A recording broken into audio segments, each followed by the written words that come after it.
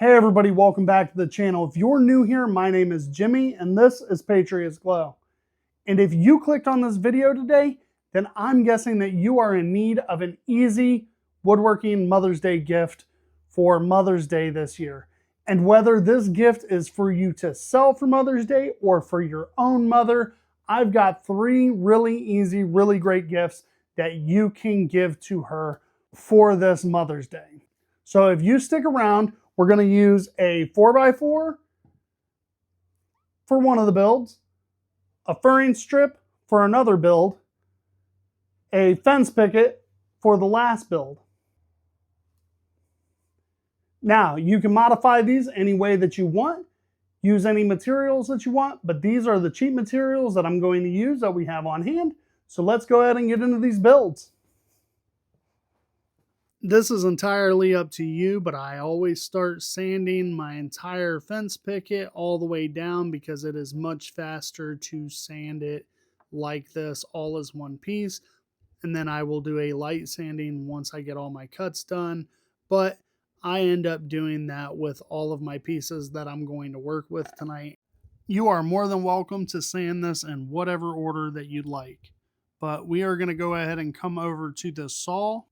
Now, with our fence picket, we are trying to cut out a hexagon, so all of our angles are going to be cut out at a 30-degree angle, and we are going to need 6 of those pieces. It is entirely up to you how big you make this, but my inside of my hexagon is going to be a 4-inch length, which makes my outside length roughly 4 3/4. Now, that will change depending on the thickness of your material that you're cutting out. So it does depend on what type of material you're using and how thick that actually is. Just remember, we're trying to cut out a hexagon, so go ahead and cut 6 pieces at a 30-degree angle and go ahead and use a stop block to make sure that they are all the same length. I don't use a stop block, but use a stop block to make sure that they all get cut the exact same length. Now, this is where I go ahead and come through and make a circle using the top of a mason jar. All right, so we went ahead and traced the outline of the mason jar right here. We are going to take this almost exactly around here, if not just a tad bit more.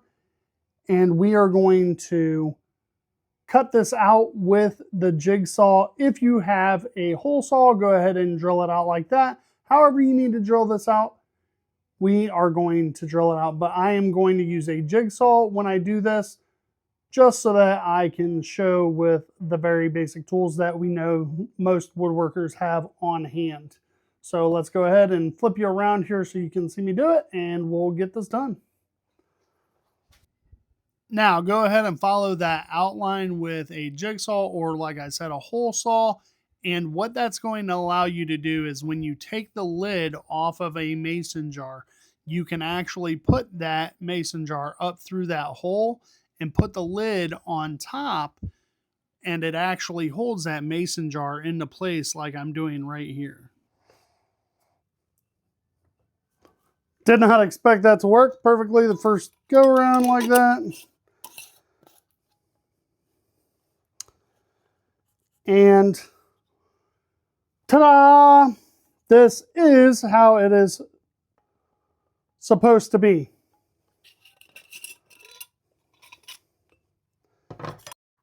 Now, from there, you get what you see, and all I'm going to do is put that hexagon all together from side to side, all the way around. I use 3 brad nails and glue, and it stays together really nice. As long as all of your joints meet up nicely, you shouldn't have any issues whatsoever. Just make sure that you take your time, keep your fingers out of the way, make sure that you don't have any blowouts with your nails into your fingers, and you stay safe while doing it, and you'll be perfectly fine putting this all together. Now, once you get everything actually attached, you want to go ahead and clean up all your glue squeeze out from putting this all together and round off all of those sides and make it look really nice with your sandpaper or however you want to do that. Now that project's almost done. We have a little bit of setup to do with it. So we are going to knock out the sanding of this furring strip. Now you can get a 1x2 relatively cheap. So you can do that and cut down on the sanding time for a little bit of money extra. When we get over here to the saw, we're actually going to make two 13-inch cuts and set those to 15 degrees and make a mitered cut at 15-degree angle. And then we're going to come back through and we are going to make, at the very minimum, 5 additional cuts at 8 inches. And 8 inches is just what I chose. This is entirely up to you how tall you want to make this or how wide you actually want to make this piece. But these are the measurements that I am actually using. And then I come through and I stain everything because you don't want this just to be the natural pine color look. You want it to have a little bit of, color to it. Now, the good thing here is after we get everything done and stained, we're actually going to set everything off to the side so that we can actually start working on our third and final project, because this stain has to sit off to the side. Now I'm going to give you the cut list I wish I would have done and not the cut list that I actually did. I would make one of those cuts at 7 inches tall and then 2 additional cuts at 6 inches tall.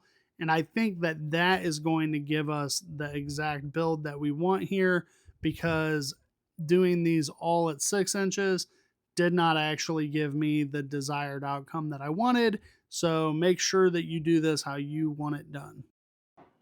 Now I come through and I sand these and I stain them, but at some point the camera battery actually died on me. So we have some lost footage here, and we went ahead and started to come back and put these together. What I did was I grabbed the K-cups that I needed and I used 8 of them, one on each side, and I put the ladder together, measured from the top, measured from the bottom, made sure that those measurements were accurate on both sides. And then all I did was sent 2 brad nails together. That should be perfectly fine. It's supposed to hold up K-cups. It's not supposed to be a ladder to climb up, so it shouldn't have to hold any heavy loads on top. But I just line everything up perfectly fine and nail those together. After we get all of these nailed together, we're going to set this project off to the side and grab our 4x4 pieces back up and actually put these together at this point now that everything is dry on these.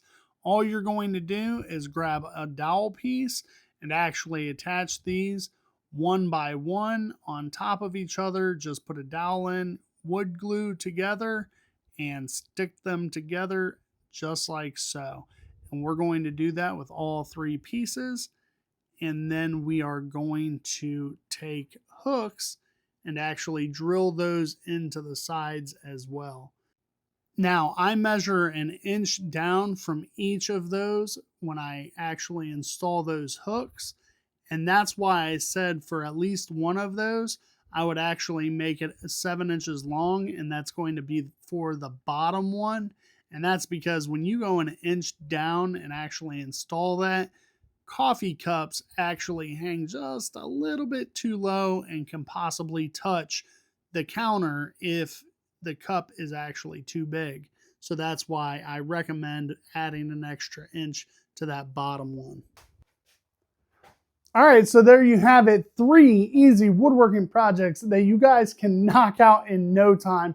I did all 3 of them in a couple of hours, and that is resetting everything up, shooting the photo shoot, everything like that. So absolutely all of these can be done in no time. Now, this one, you can put a base down here so that it's a little bit more sturdy. Use your fence picket that you have left over from doing this project or whatever you want to put a base on here, but I would also raise this one up about an inch, your very bottom part about an inch up, to help hang these a little bit higher from the bottom here. I would recommend that as well. Now, this, perfectly fine. Awesome way to do this. You can make these ladders really do whatever you want. They have these ladders for anything else as well, but these are going to be K-cup holders, and this is what we got for that. Now, I have done these shelves before. This isn't a shelf, but I did not actually put this on here like this. If you cut this out to the specific size and fit your mason jar in here, when you put this lid on here, it will fit perfectly fine. And you can put these flowers in, anything that you want, fairy lights, light this thing up. Absolutely amazing project. I might throw some fairy lights in here. Really cool, really awesome look. So really nice, easy. And you can also hang this up as well if you want to put a back on this so that you can hang that on a wall as well. All right, so if you guys enjoyed this video, please give me a like, subscribe, and share with family and friends. Hopefully you guys can get some of these projects done before Mother's Day. I appreciate you guys for everything that you guys do for my channel. Like always, you guys are the foundation that this channel is built on. I love you guys, and I hope to catch you guys in the next video. Let's go.